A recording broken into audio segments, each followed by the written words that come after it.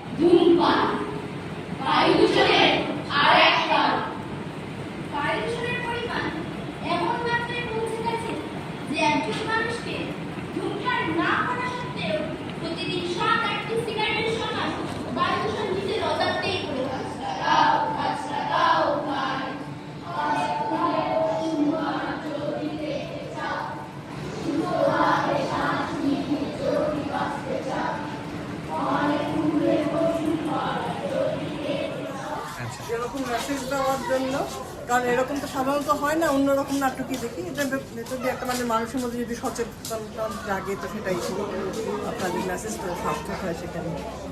আপনারা কি কলকাতার না কোথা থেকে এসেছেন? কলকাতা। ঠিক আছে, ভালো থাকবেন। আপনার নামটা একটু যদি বলেন। সুস্মিতা দত্ত রায়।